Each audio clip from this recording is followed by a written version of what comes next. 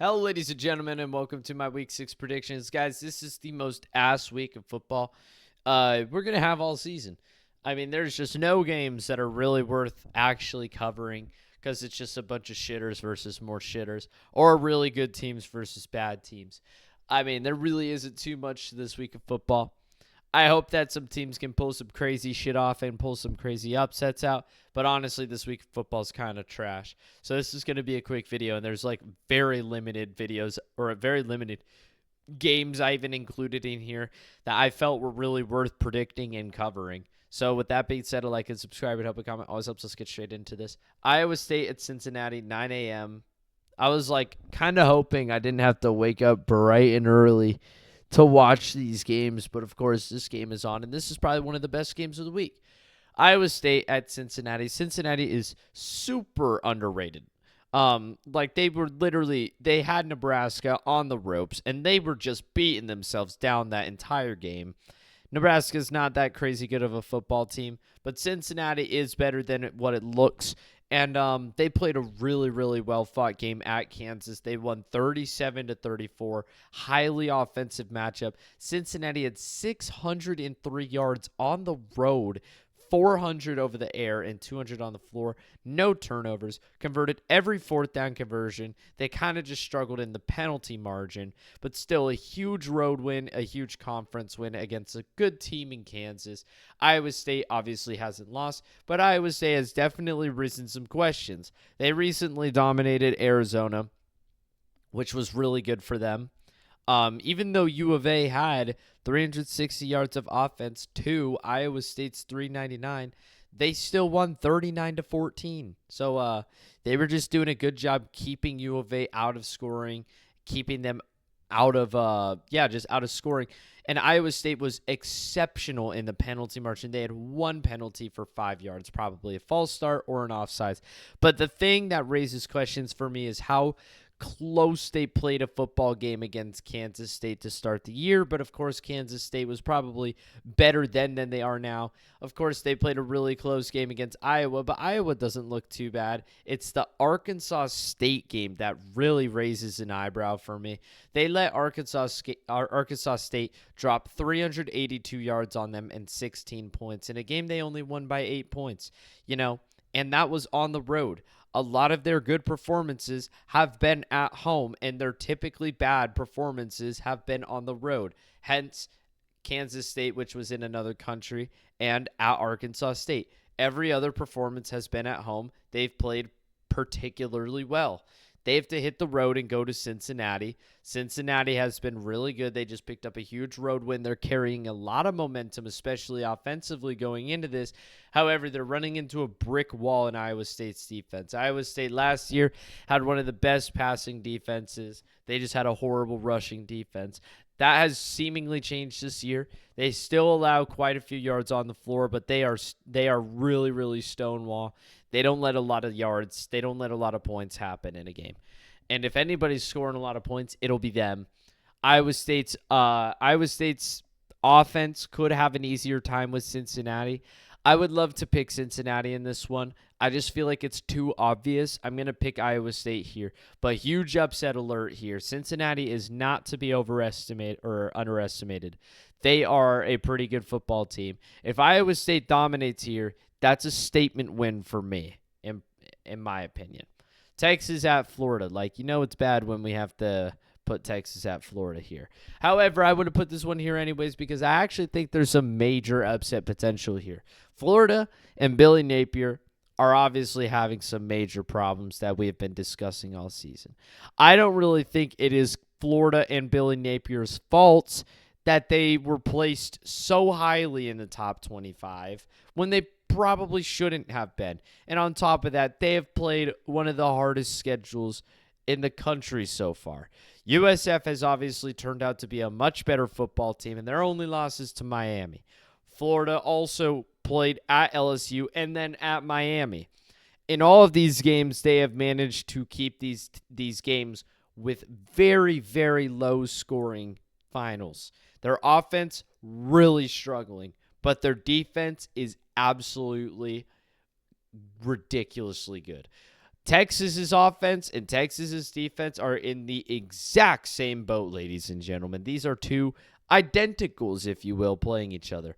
Arch Manning and DJ Lagway are looking to find some answers. And what a better way for DJ Lagway to find some answers than in his home stadium. His home stadium is particularly where he plays better at. I mean, he's been on the road a lot recently. He gets to return home to his swamp crowd, which I'm sure the fans will still be there. They might be booing, but Texas, on the other hand, Arch Manning has really struggled. You know, their best win by far is against the Sam Houston team, which Sam Houston is absolutely horrible. They're 0-5. And then I guess their next best win would be against San Jose State, who is also not good. And, yeah, they're also not good. They struggled with UTEP. They obviously lost a close defensive battle at Ohio State. They do have a very good defense, but Arch Manning is scrambling for answers. Ridiculous that he was placed in the Heisman conversation. Same with DJ Lagway, though. I think you can expect a super close defensive matchup. I honestly would really like to see Texas outperform this matchup and put up a lot of points offensively. I would really like to see that, and that's what I'm hoping for in this game from Texas. I don't want to see Florida do it. I don't know. I've never really liked Florida. I'm going to take Texas in a very close defensive matchup. Turnovers are going to play key into scoring points for both teams. And it's just going to come down to which quarterback is going to make a play first. And it's going to take a really, really long time for that to happen. Sorry for the loading sign on my mouse. Don't know what that's about. Vanderbilt at Alabama. It seems really easy to pick a 5-0 Vanderbilt team over Alabama, especially with what they did last year. You know, I feel like that is the pick a lot of people have in their mind. I could just be wrong about that, but Vanderbilt, the thing about them is they have a brutal offense. In all of their games, their lowest scoring game was at South Carolina. They put down 31 points. Their highest scoring game was 70 points. They can score points. They've got a damn good offense. And South Carolina doesn't even have a bad defense either. That's the thing. But Alabama has recently gained a lot of momentum with a huge win on the road against Georgia. I mean, absolutely huge turnaround, turns the season around win in which they played such great disciplined football. They didn't score a lot of points, but again, you're on the road at Georgia. Humongous win there for Alabama. They're carrying a lot of momentum, but Vanderbilt's got a point to make. And Diego Pavia didn't win a lawsuit for nothing. I think Vanderbilt is going to give them a run for their money, a run for Alabama's defense's money. But I think Ty Simpson and the Crimson Tide are going to run all over this Vanderbilt defense, because that's the thing that I left out, is Vanderbilt has had a lot of points scored on them. Not in their first three matchups. They did pretty good holding teams, but Georgia State, 21 points, kind of iffy. One of the touchdowns came at the end of the game, so that doesn't really count. But the one that stings like a sore thumb is Utah State. They let Utah State score 35 points. Yes, a touchdown in the final minute where Vanderbilt was absolutely destroying, but still 35 points against a Utah State team that isn't really horrible, but still. I would really like to see Vanderbilt win this, and there's a lot of potential that Vanderbilt wins this. I mean, is it crazy to say that, let's actually see here how he's been doing this season. I mean, the Vanderbilt offense has been running all over the place. Is it maybe crazy to say that Diego Pavia is in the Heisman conversation? Against Utah State, he was 26 for 34, 321 yards, 5 touchdowns, and 1 interception. He was also the team's leading rusher with 9 carries, 79 yards, and a touchdown. He had 6 touchdowns against Utah State for 400 yards of offense. I know it's Utah State, so we'll take it with a grain of salt. But against Georgia State, he was 18 for 24, 1 touchdown, 245 yards. And he had 9 carries for 86 yards and a touchdown. He accounted for 320 yards of offense in a 70-point win. He only scored 2 touchdowns, which I'm not really sure of. A lot of rushing touchdowns from multiple different players. It seems like the Vanderbilt offense is very spread out between a lot of players, but Diego Pavia is the heart and soul of this football team. Against South Carolina, 18 for 25, 177 yards, 2 touchdowns, 1 interception, 11 carries, 24 yards. See, that's the thing, is South Carolina's defense is actually strong enough to stop Diego Pavia on the floor, but they still absolutely torched him because of South Carolina's 4 turnovers. I don't know, dude. I feel like Diego Pavia being out of the Heisman conversation is crazy to say. I think he should be up there in the Heisman conversation, especially since his team is 5-0. And I think this will definitely be, if they win this, a game where Diego Pavia gets skyrocketed into the Heisman conversation. Because, I mean, seriously, he's doing remarkable things at Vanderbilt right now. Vanderbilt has been such a bad football team for so long, and they are in the freaking top 25, dude. And they're undefeated right now. Virginia at Louisville. Very interesting game because Virginia's coming off of one of the most electric wins against a Florida State team. Such a cool crowd storm thing they did. But Louisville has been quietly looming in the background. They have a good quarterback, transfer from USC last year, in case you forgot, Miller Moss. He likes to throw the ball. The thing that really makes me worried about Louisville is they really, really struggled with Pitt. And I know you can't look at football like this, but Pitt lost to West Virginia. And West Virginia is getting steamrolled by every team in the Big 12 right now. So, I mean, you get the impression that Pitt is not that good of a football team. However, a 75-yard pick six, which was Miller Moss's only interception in the game, got Pitt off to a lovely 17-0 start, in which Louisville had to just climb back into, and they ended up winning the game at the end of the day. So a win is a win. I won't take that away from them, but it definitely didn't look pretty, especially since Pitt had 5 turnovers. Yikes. Pitt had 5 turnovers, and they failed 3 of their 4 fourth-down conversions, so they actually had 8 turnovers. And Louisville is only winning by 7 points. However, again, a win is a win. Louisville has been quietly winning games. Miller Moss loves to throw the ball, and Virginia's defense is not too sound. It's not too sound, but Virginia's offense is. I think turnovers are going to occur in this one like a disease. But I'm going to give this one to Louisville. You know, Virginia being in the top 25 just seems surreal, even though I was calling for it all last year. And Virginia has a very easy schedule moving forward. This is their hardest game left on their schedule. I just feel like there's an invisible wall holding Virginia back. But if they pick up a win here, this is a huge win for Virginia. But I personally don't think Louisville will let this one slide in their home stadium. Especially now that Virginia's ranked and Louisville's 4-0. I think the fans are going to be there, and this is going to be the first time Virginia is kind of looked at as maybe an underdog. So, give me Louisville. High scoring, but give me Louisville. Texas Tech at Houston. I included this one merely off the fact that these two teams are undefeated. However, one of them is light years away from the other. Texas Tech should win this one absolutely handily, and if they don't, that raises big questions because Houston's best win right now is a 16-point win against Colorado. Colorado doesn't look good right now. Houston barely snuck out an overtime win against Oregon State.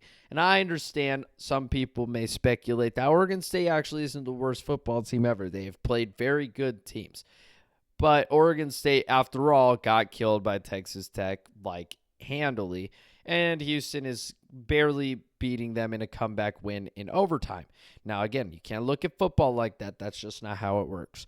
But Texas Tech traveling to Houston, I do expect fans to be there. It might be a little defensive and close at first, but Texas Tech is no stranger to hostile environments and road games. Take Utah, for instance. They laid the hammer down on them, and their defense absolutely shut Utah down. If you think for 1 second Houston is better than Utah, you're dead wrong. You're dead wrong. The only thing that will stop Texas Tech from winning this game easily will be themselves. It will be themselves. And so far, Texas Tech has looked like the number 11 team in the nation. They have looked really good. So I expect Texas Tech to take this one handily on the road. Miami at Florida State. Miami's playing like the best team in the country right now. Yes. Ohio State deserves to be number one. All right. They had a good road win against Washington, and their defense has been shutting opponents down left and right. That includes Texas. Of course, we can think one thing about Texas, but it's still a statement to hold them to 7 points after all, especially when they were preseason number one. But that's weird to look at. Texas was preseason number one. But Miami is a close second. Oregon at second in the AP. All right, it makes sense. They picked up a really big road win against Penn State, but Penn State was number 3. So why are we putting Oregon at number 2? Miami should stay at number 2. Miami has been playing really good football. They picked up a big win against Notre Dame to start the year off. Again, teams play different first game of the year when the season is just starting versus after they've taken a loss. And Notre Dame is still playing very good. Their 2 losses are won by 3 points. I think if I remember the Miami game, they kicked a game-winning field goal. Practically, they kicked a field goal with a minute and 4 left. And then Notre Dame lost on a last-second touchdown against Texas A&M. All right, so they have very quality losses. Miami has been absolutely handling the competition. They really struggled with Notre Dame week 1, but they got the win. And since then, it has just been domination after domination. And they're also coming off of a bye week. They're coming off of a bye week. Florida State started off hot with a big home win against Alabama, but they hit the road and they lose to Virginia in double overtime in a high-scoring shootout, and their spirits were crushed. Not quite. Florida State fans are still going to be here, and they're going to be here big time. The moment they beat Alabama, every Florida State fan bought a ticket for this game, and even some Miami fans. But mainly Florida State fans. And if you think that Florida State was going on the road to Bama winning that game, you're wrong.